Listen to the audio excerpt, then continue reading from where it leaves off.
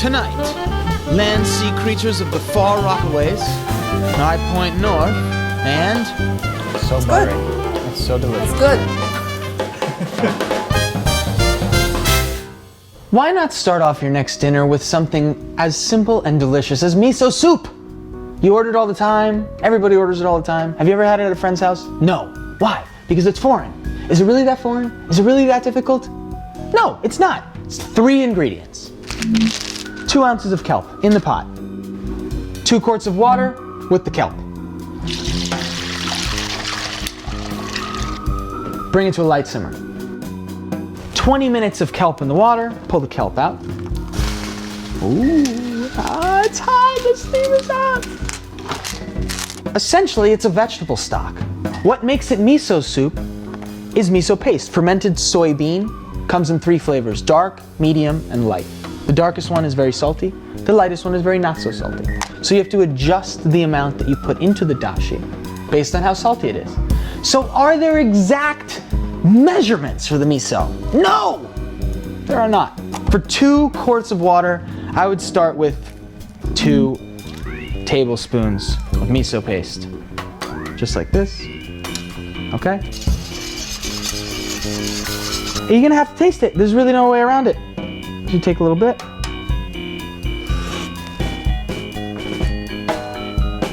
That just happens to be perfect. I'd definitely get excited if someone made this for me. So it's not your run-of-the-mill appetizer. And it's vegan.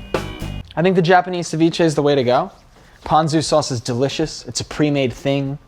Tons of brands make it. They're all very salty and very acidic at the same time. So here I have some salmon. Let's do this on a plastic cutting board, something that we can put right into the dishwasher. So you just come on an angle here, and just nice thickness, into a glass bowl. Ponzu sauce. It's essentially soy sauce with a little bit of citrus. So the citrus will cook the fish. Let's do at least 20 minutes, okay? Put it in the fridge. Let's make some rice to go with this. Essentially deconstructed sushi. Cup of rice, cup of water. Equal parts. Short grain rice, water. So once the rice and water are boiling just a little bit, you want to turn this down to low. You want to put a top on. 20 minutes. This gets really hot and I've burnt myself so many times because copper is one of the best heat transferring metals. If you happen to have any wine corks lying around, you can just shove them in there. And now I can grab the corks, which transfer no heat at all. So this is a smart little move. I learned it from Marcella Hazan. Okay, so here's our rice. And this is a dried shiso leaf with salt. It's called yukari. Why Yukari? It's sort of like a minty tea, salty flavor, and it is really fantastic. I'm gonna add some sesame seeds. So this flavors the rice, adds a dramatic purple dye as well. Make it look like that. Tablespoon of each, give it a test. Do it to your taste. It's like salt and pepper. Anytime the Japanese serve something that's round, they do it on a square plate. Anytime they serve something that's square, they do it on a round plate. So if you have a square plate, rice in your measure, you don't want to pack it down too hard. Take your plate, and you can go. Pretty gorgeous. Regular shiso leaf, it's kind of like mint, sort of like that right there. Here's our salmon. It was cooking in our acid ponzu sauce. Anything in even numbers, Japanese food, bad luck. So 3, 5, don't do 4. 1, 2, 3. Make it a little bit more dramatic with some serrano pepper, jalapeno. 1, 2, 3 like that. 1, 2, 3. Serve that and I honestly think you instantly become a hero. This is really easy and really delicious. And most importantly, unexpected.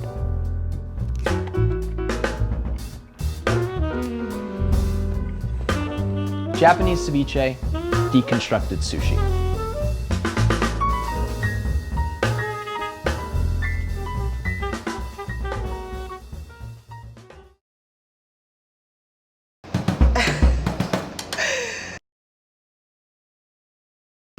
I don't have bottled water. Tap water.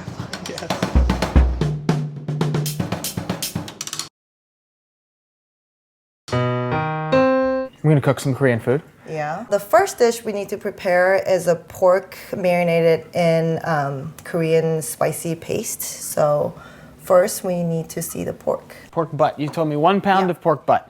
You're gonna slice it now? Yeah, I guess I'm gonna slice it. How thick? Look. What's the thinnest? Can you go? You know, I was looking at the, they had shabu shabu meats at the Japanese place. That's too thin. Too thin? Yeah. Ah. Oh, that looks perfect. All right. Perfect! And sometimes I use the back of the knife and hit it. To pound it? Yeah. Like this? Yeah. That's fun too. Cross. Yeah. So you just think like that? Yeah. We need to chop green onion and garlic because almost every single Korean dish needs garlic and green onion chopped. Do you have a bigger knife? Is this one better? Yeah. Needs to be fun. You want to try the mezzaluna? What is that? Wow. This is an Italian thing. Cool. Half moon. I know the Koreans are very precise. You are very precise. But I'm glad to see that you're just eyeballing it. Yeah. Because that seems to be common in cooking. Is this what you were talking about? Almost like a juice. You know what I mean? Oh yeah, that's good. Here comes a culinary service announcement. Kitchen gadgets you already own, and we start with the Grape tomato slicer that Mr. Basil just purchased. I believe this is the 3000 model. Just pour your Grape tomatoes on top, hit some buttons, turn some knobs, inhale some fumes, and voila, the tomatoes are sliced. That was easy. And I say, but wait, Mr. Basil, why don't you turn the plate upside down, let the lip of the bottom of that plate catch the Grape tomatoes, put another on top, come through with a bread knife, and boom, I've cut them all in half. He's upset. I smell a product return. Mr. Basil's looking confident with his citrus squeezer. He's showing us how it works. He's also showing us his belly. But look, it catches the seeds. This is a fantastic product. Au contraire, I hold my hand underneath a pair of tongs, and look, I too can catch the seeds. Try this arugula salad. He's upset. Frankie, I got a rolling pin. There's no way that you can beat me with a rolling pin because, oh my gosh, a bottle of wine. I've got a bottle of wine. Oh, why didn't I think of that? Dual purpose. Let me show you that second purpose, Mr. Basil. It's nice. Korean spicy pork. So that's why I brought like this gochujang. It means red pepper paste. Chincha? Yeah. So I brought this from home. This is from my grandma. One of the most famous Korean dish is kimchi, and they're supposed to be made for, a period of time to have that kind of taste. Fermentation? Yeah.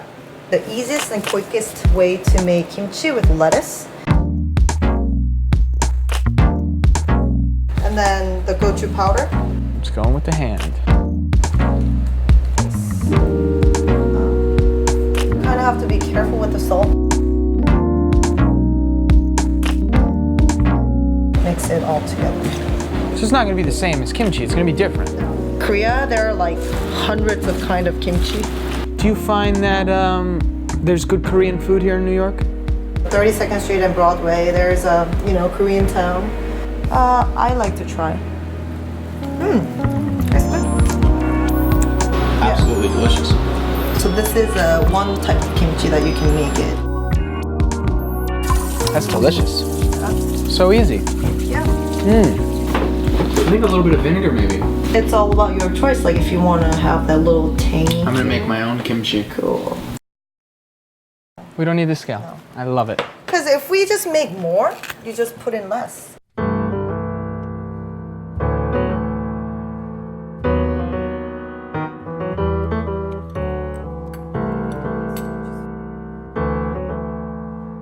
This is the sesame seeds, roasted. What do you think of my brand? Is that also roasted? I don't know. Let me look. Can I smell it? Yeah. This is Wow, roasted. what a difference. Yeah. And then maybe half of the tablespoon. Rice wine vinegar. Yeah, rice wine vinegar. This is like the plum liquid. It doesn't have to go in, but this is a nice touch. But it's very plummy. It almost smells like port. Yeah? You know the wine?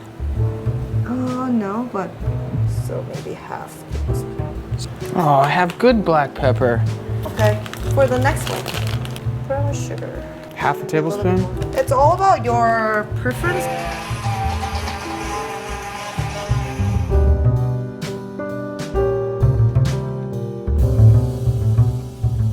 The most important, the sesame oil.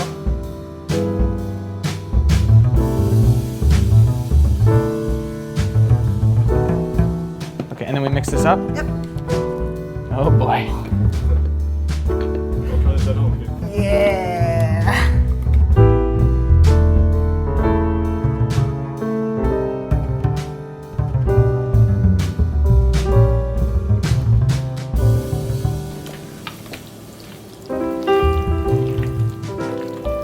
Wait, this is done. So fridge? Oh, it could stay outside. The saam means literally a wrap. You know, the saam could be any layers, like it could be 3 or 4. So you put the, you know, the cabbage and the lettuce and the romaine and then the shiso, like it's up to you. You go all at once. Master. And you don't have to put the meat one by one. The whole thing in? Yeah. Smells good. Smells great. So you just keep moving it? Yeah. Oh, that smells great. I know, it's getting there. Wow. Man, cooking with the chopsticks is tough. Yeah. Wow. Good?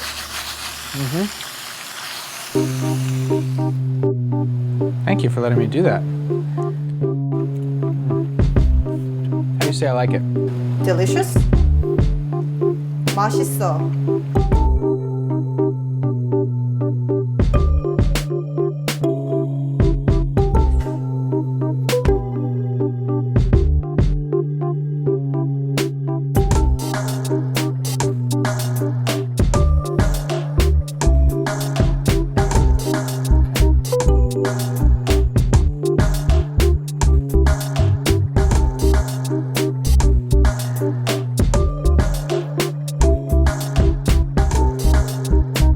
Cheers. Cheers.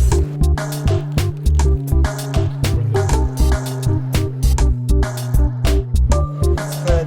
Because of the It is. kochu. It's all about the kochu. And then you can just accentuate it with all the other Yeah. things.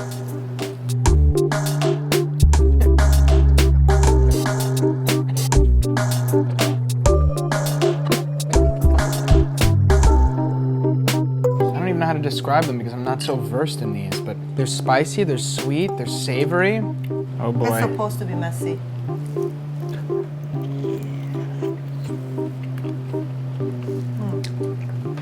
Try with shiso.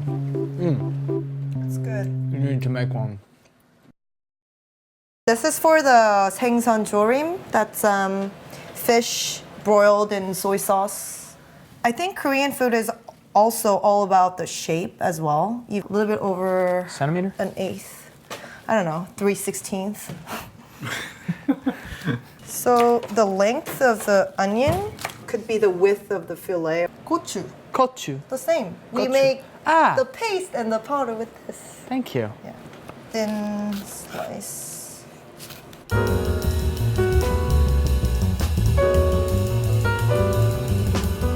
Roasted sesame seeds.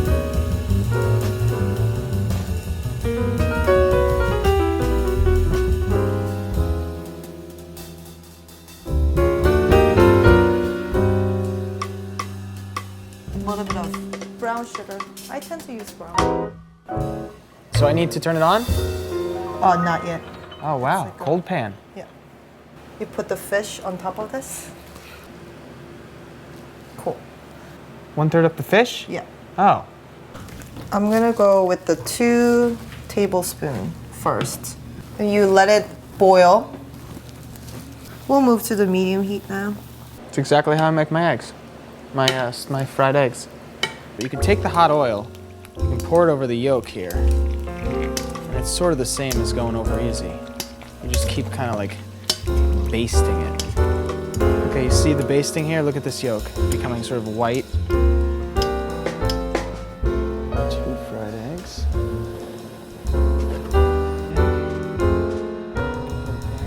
Crack the yolk. Oh, because the amount of water will be reduced down, it will thicken a little bit more. 생선 조림.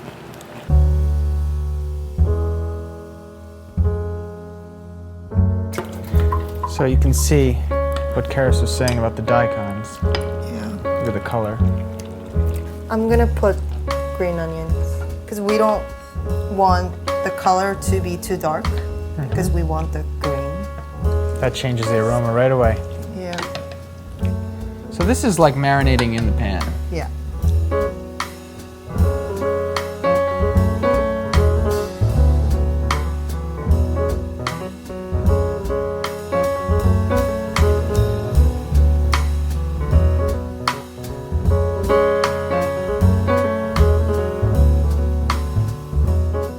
Oh, nice and flaky. It's delicious. It's so buttery. It's so delicious. It's good. It's good. It's fabulous. 안녕. Onion. 안녕. So either onion, shallot, or leek.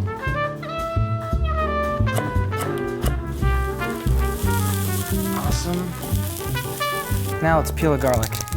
A little smash like that. That'll help you peel it. Look, the skin comes right off. How gorgeous, how wonderful. Just slices. Peel some ginger back. Ginger is very, very important. Let's get some rice happening. Carrots, broccoli, garlic. Let's get a little more oil in there. A dish like this is really perfect for older rice because older rice is a little bit dried out and it tends to absorb the flavor better and give you that crunch that's good in a pan-fried rice. Ginger. It adds a lot of freshness, which is really wonderful.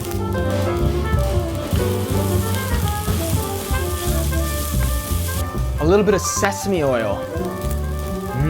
Just a couple drops. Just makes it taste Asian. The ginger and sesame oil are fantastic together. Don't use one without the other. All right, now I'm starting to see some color in the rice. I've tasted the broccoli. The broccoli is cooked. We can add our egg. This cast iron pan really retains a lot of heat, so I'm just gonna cook the egg off the heat. Soy sauce. No, I definitely don't want to put soy sauce at the beginning. It burns. It sticks to the bottom of the pot. It can't handle it. So it's the very last ingredient. Just a little more sesame oil.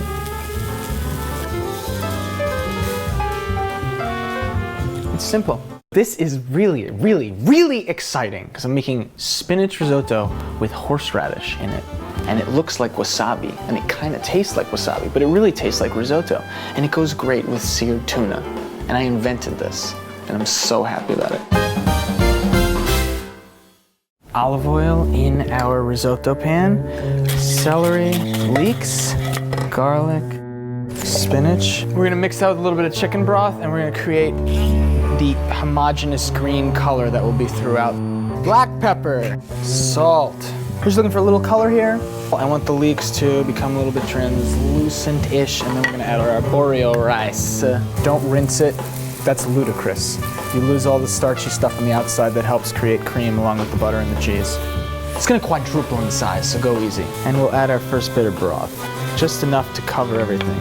And then really, you don't have to stir it. Just let it sit, let it relax, let the rice absorb it, let it evaporate away. So look, the broth has gone down, you see that? It's absorbed in. Some more broth.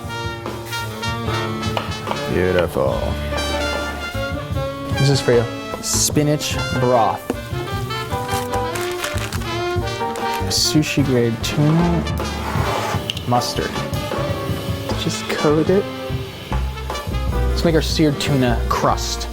All right, look, I got a coffee grinder here. Here's our fennel pollen, cayenne, ginger powder, rice mixture. White wine. That's the last and final liquid stage. And how do we know that? Because we just tried it and it's al dente but edible.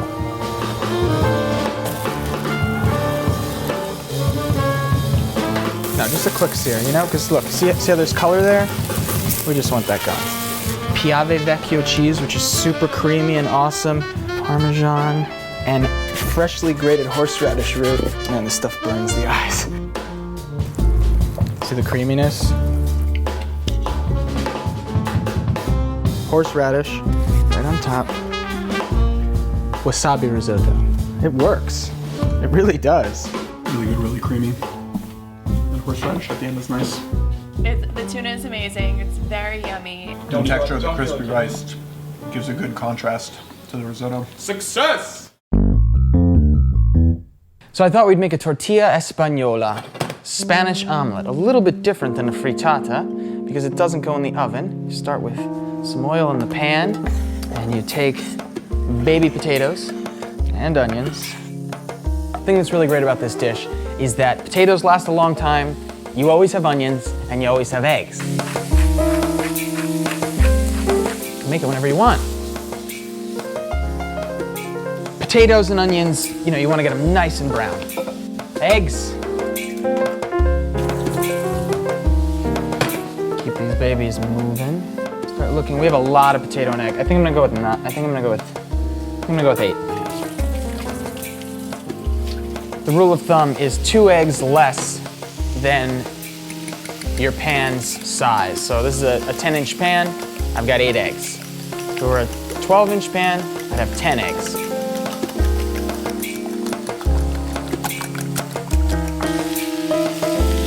Okay, now that the onions have been sweating for like 3 or 4 minutes and a lot of the moisture is out, we can healthfully salt it. Don't be afraid of the heat. So the onions and the potatoes are looking really good. Right into the egg mixture with the potato and onion. It's very important that you have an excellent nonstick pan. So a little bit of oil in our pan.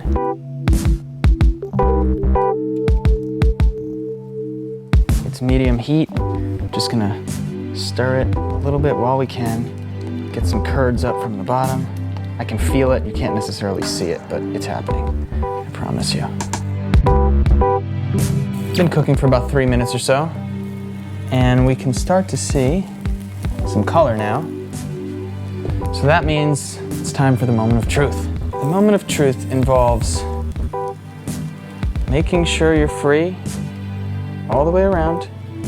Then it involves a plate that is larger than the pan. And then it involves some, I believe the Spanish say, cojones. All right, now we're talking. At this point, we come right back in the pan. And you can hear the other side. Now we can form the edges, sort of try and fold them under a minute or 2 longer. All right, we are solidified on the bottom.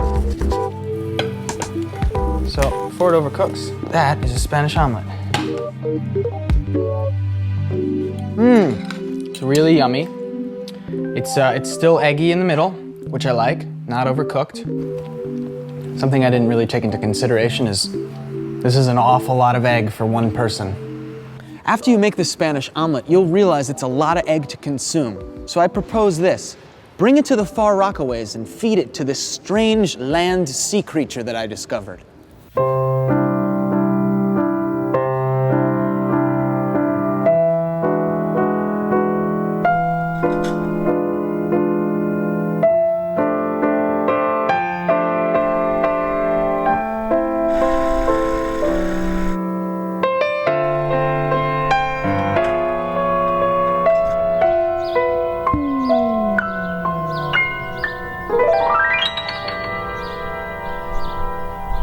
Living in the town where I was born, all the people want to be adored, wearing diamond rings and fancy clothes, suburban royalty. That's sex life. There are things going round that you don't want going around. Lies and secrets and destructive gift baskets.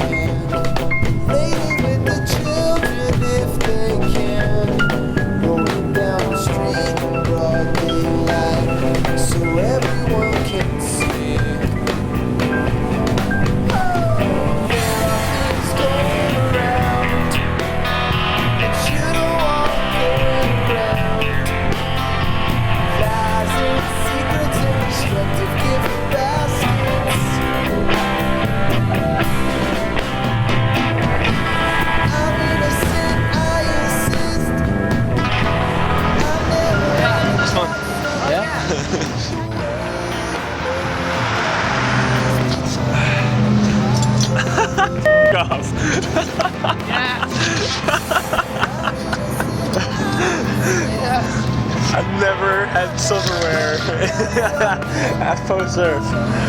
Love it.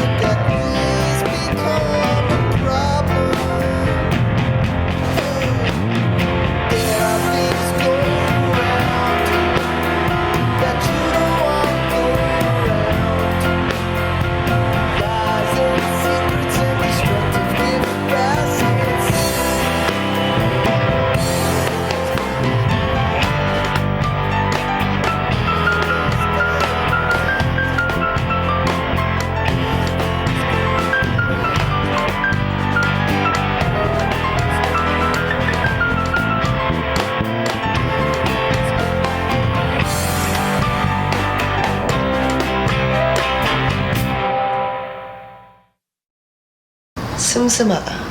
It has enough flavor, but not too salty.